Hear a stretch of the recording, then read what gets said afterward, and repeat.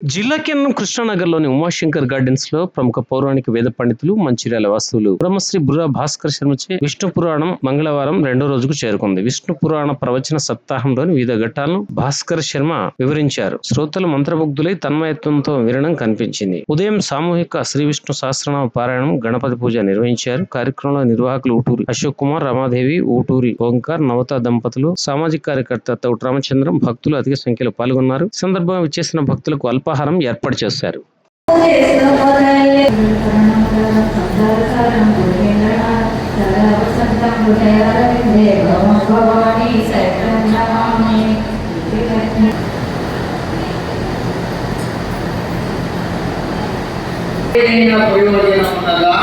అసలు ఎవరికి ప్రయోజనం లేకుండా ఊరికే బ్రతుకుతున్నానా? ఈ 3 ప్రశ్నలు వేసుకోవాలి. ఎప్పుడైతే 3 ప్రశ్నలు వేసుకుంటామో చూస్తున్నాడండి. కశ్యోపరి జలవకస్య మహతీ నౌనివర్తిత కర్తవ్యం వితత్వాత్మదేకస్యానం మహీయాతి సంప్లవం. ఏ మనిషి తన కర్తవ్యాన్ని నిర్ణయించుకోకుండా ఉంటాడో ఆ మనిషి కాడు అని అంటున్నారు. తన కర్తవ్యం ఏమిటో తాను నిర్ణయించుకోవాలి మనిషి అన్నవాడు. లేకపోతే అతడు మనిషి కాడట. అందువల్ల బ్రహ్మదేవుడు ఇప్పుడు అడిగారు, నా కర్తవ్యం ఏమి అని. వెంటనే నారాయణుడు పాలకడని శయ్యనుడైనటువంటి వాడు చెప్పాడు. ఏం చెబుతున్నామండి? నిమిత్త మాత్రాన్ని నిమిత్రమానం పరమ పురుషం ముక్త్వా నాన్యత్కించిత్ విశేష కారణం అపేక్షతే వస్తుదేవాది స్వశక్త్యా స్వకర్మభిః ప్రస్తుతం తత్తరూపం సృష్టిం జీవ కర్మాయత్తత్వాత్ విచిత్ర సృష్టేః తేషు ప్రధాన కారణత్వక్తిర ఉపచారికాగా. జయ గోపాల కృష్ణ భగవానికి. సృష్టింపబడేటువంటి జీవుడు ఉన్నాడే, ఆ జీవుడు గత జన్మలో చేసిన కర్మలను అనుసరించి సృష్టి చేయాలి. జాగ్రత్తగా విన్నారా? వాడు ఏ క్షణంలో పుట్టాలి? జాగ్రత్తగా నేను చెప్పే మాట వినండి. వినవలసింది కూడా కేవలం ఆడవాళ్ళే. ఈ మాట వినవలసింది. తల్లులారా జాగ్రత్తగా వినండి. నిండు గర్భవతి ఆవిడ. ఆ పిల్లవాడు ఏ సమయంలో పుట్టాలో పుట్టాడు. ఏ సమయంలో పుట్టాలో ఎవరు ఏర్పాటు చేస్తారట? భగవంతుడు ఏర్పాటు చేస్తాడండి. ఎందువల్ల ఏర్పాటు చేస్తాడు చెబుతున్నాడు ఆయన. నిమిత్త మాత్రమితి నిమిత్త మాత్రమేనం పరమ పురుషం ముక్త్వా నాన్యత్కించిత్ విశేష కారణం అన్నాడు. అంటే ఓ బ్రహ్మదేవా, ఆ పుట్టబోయే పిల్లవాడు ఉన్నాడే, వాడు గత జన్మలో ఏం చేశాడో దాన్ని అనుసరించి వాడి జీవితం అంతా గడవాలి కదా. గడవాలి అంటే ఏ క్షణంలో వాడు భూమి మీదకు రావాలో నీవే నిర్ణయం చేసి కూర్చాలి. ఎందుకు? మనం జ్యోతిష శాస్త్రం పండితులు జాగ్రత్తగా విందామని. ఆయన ఏమడుగుతాడు మిమ్మల్ని? మీ డేట్ ఆఫ్ బర్త్ ఏమిటి, మీ టైమ్ ఆఫ్ బర్త్ ఏమిటి, మీ ప్లేస్ ఆఫ్ బర్త్ ఏమిటి అని అడుగుతాడు. అంటే మీరు ఎప్పుడు పుట్టారు, మీ పుట్టినరోజు ఎప్పుడు, ఏ సమయంలో పుట్టారు, ఏ ఊళ్ళో పుట్టారు, ఈ 3 కావాలి ఖచ్చితంగా. ఎందుకు?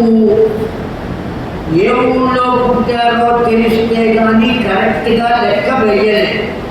ఎందుకు లెక్క వేయలేమంటే సూర్యోదయం అనబడేటువంటిది ఒక ఊళ్ళో ఒక్కొక్క రకంగా ఉంటుంది. అన్ని ఊళ్ళలోనూ సూర్యోదయం ఒకే సమయంలో జరగదు. కనుక అనేక రకాలుగా ఉంటుందండి సూర్యోదయం. అందువల్ల పలానా ఊళ్ళో పుట్టాడు అంటే ఆ ఊరికి సూర్యోదయం ఎప్పుడైందో తెలుసుకుని అప్పుడు లెక్క కట్టాలి. కనుక ఊరు తెలియాలి. రెండవది ఏ సమయంలో పుట్టారో తెలియాలి. ఎందుకు తెలియాలి? పలానా సమయంలో పుట్టిన వారు కనుక అయినట్లయితే దానికి లగ్నము అని ఉంటుంది. తెలుసుకుని పలానా రోజున పలానా జరుగుతుంది, ఈ పిల్లకు పలానా రోజున పెళ్ళి అవుతుంది, రోజుతో సహా చెప్పవచ్చు. పలానా రోజు పలానా నెలలో పలానా రోజున పెళ్ళి అవుతుంది, లేదు పలానా రోజున ఉద్యోగం వస్తుంది, పలానా రోజు వరకు బ్రతికి ఉంటుంది, పలానా రోజున ఇటువంటి రోగం వస్తుంది, ఖచ్చితంగా చెప్పవచ్చు. ఆ టైం మాత్రం యాక్యురేట్గా ఉండాలి, కరెక్ట్గా ఉండాలి. ఆ టైం కరెక్ట్గా లేకపోతే ఎవరు చెప్పలేరు. అంతేకాదు ఇప్పుడు మనం ఏం చేస్తున్నాం, లోకంలో చాలా మంది పెద్దలు అయ్యా వాళ్ళిద్దరికి పేర్లు సరిపోలేదు జాతకాన్ని బట్టి, కనుక పేరు మార్చి పెళ్లి చేసేద్దాం అని పేరు మార్చేసి పెళ్లి చేయించుంటుంది. పేరు మారినంత మాత్రం చేత జాతకం మారునా? ప్రశ్న వేసామని మారుతుందా మారుతా? ఒకవేళ ఇట్లా మారేటైతే నేను కూడా నా పేరు తీసేసుకుని బుర్రా భాస్కర శర్మ అనేది తీసేసి నరేంద్ర మోడీ అని పెట్టుకుంటా, ప్రధానమంత్రిని అయ్యే అవకాశం ఉన్నదా? కనుక పేరును అనుసరించి జాతకం నడవడం అనేటువంటిది జరగదు. టైంని బట్టే, పుట్టిన సమయాన్ని బట్టే మన జాతకం నడుస్తుంది. ఇప్పుడు మీకు అర్థమయ్యి ఉంటుంది, ఆ బ్రహ్మగారు ఈ పిల్లవాడు పలానా సమయంలో పుట్టాలి అని ఎందుకు నిర్ణయిస్తాడు అంటే వాడి జాతకం అలా నడవాలి. ఇంకా ఆ సమయంలో పుట్టితే ఆయా గ్రహాలను అనుసరించి వాడి జాతకం నడుస్తుంది. ఆ జాతకం అంతా దేని వల్ల నడుస్తుంది అంటే కేవలం గత జన్మలో చేసినటువంటి కర్మలను అనుసరించే నడుస్తుంది. అందువల్ల ఏ పిల్లవాడు ఎప్పుడు చెప్పించాలో వాళ్ళ కర్మలు అనుభవించడం కోసం నువ్వే నిర్ణయించి వాళ్ళకు జన్మను ఇవ్వవలే. ఆలోచించాలి. ఎప్పటికీ కూడా కేవలం ఇవాళ ఏం చేసుకు తింటాను, అక్కడి నుంచి టీవీ పెట్టి మా ఊరి వంట మా ఇంటి వంట కార్యక్రమాలన్నీ చూడడం, వాళ్ళు ఏమేం చేశారు, ఏమంటే యక్షం అని ఓ హెడ్డింగ్ పెట్టి వాడు ఏదో వంటలు పెడతారు, అవన్నీ చూసి చేయడం, ఆ తినేటువంటి వాడి కర్మకాలి అవి తింటాం. కనుక కేవలం జీవితం ఇంతేనా? బ్రతకడం కోసం, తినడం కోసమేనా? కట్టుకోవడం కోసమేనా? ఉండటం కోసమేనా? ఉండడం కోసం ఇల్లు కట్టుకుంటున్నాం, కట్టుకోవడం కోసం అనేక రకాలైన రంగులు కలిగిన వస్త్రములు తీసుకుంటున్నాం, తినడం కోసం అనేక రకాలైన వ్యంజనములతో తయారు చేసుకుని హాయిగా తింటున్నాం. ఒకవేళ మనకు తయారు చేసుకోవడం ఇష్టం లేకపోతే చెప్తూ పెడితే వాడే తీసుకొచ్చి ఇస్తున్నాడు మనకి. కొంతమందిని ఆలోచించాం, మనం చేస్తున్నది ధర్మమేనా కాదా అనే ఆలోచన, నేను చేశాను ధర్మము అని అనుకుంటున్నారు. కానీ అసలైనటువంటి ధర్మము ఏది అంటే వేదముల చేత చెప్పబడినటువంటి ధర్మమే ధర్మం. అంతే తప్ప మన సినిమా వచ్చింది, లేకపోతే మీకు బాగా ఇష్టమైన వాడి సినిమా వచ్చింది, 6 గంటలకి ఫస్ట్ షో, మనం ఎన్నింటికి వెళ్తామండి? ఆమె చెప్పారండి 5:30కి వెళ్తామని. నాకు వినపడుతుందని చెప్పాను కదా, పెద్ద ఊళ్ళ కథలు ఇంకా ఏం మాట్లాడుతున్నారో తెలియజేస్తుంది. లిప్స్ మూమెంట్ కనుక 5:30కి పెడతారంట. ఎందుకంటే లైన్లో నుంచి టికెట్ తీసుకోవాలి, ఆ తరువాత వెళ్ళాలి. మొత్తం ముందు న్యూస్ సీరియల్తో సహా మొత్తం చూడాలి. ఉండేటువంటి ఒకనొక సినిమా చూడడానికి అరగంట ముందు వెళుతున్నాడు మనిషి. కొన్ని సంవత్సరాల పాటు గురువుల దగ్గర కూర్చుని చదువుకుని కష్టపడి పట్టి ఆయా విషయములను అందించడానికి వచ్చాడు ఓ పెద్ద మనిషి. వాడిని మనమే పిలిచాం. మన ఊరి మనకు తీరుబాటు ఉన్నప్పుడు వచ్చి వినేది కాదు పురాణం.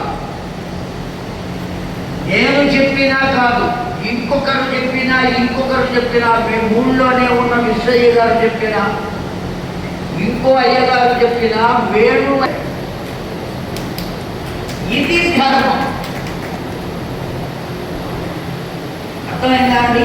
కొంచెం గట్టిగా ఎందుకు చెప్తున్నాను అంటే మీరందరూ కూడా నాకు తల్లుల వంటి వారు, చిన్నవాళ్ళైతే చెల్లెళ్ళ వంటి వారు, అక్కల వంటి వారు, తండ్రుల వంటి ఆ విధంగా మనం పొందాలి. నేను ఎందుకు బాధపడి చెబుతున్నానంటే 10 నిమిషాలకొకరు, పావు గంటకొకరు, అరగంటకొకరు నారాయణ నారాయణ జయ గోపాల హరే,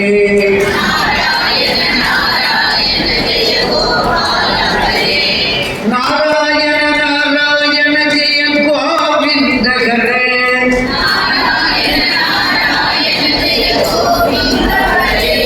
నారాయణ నారాయణ జయ గోపాల హరే,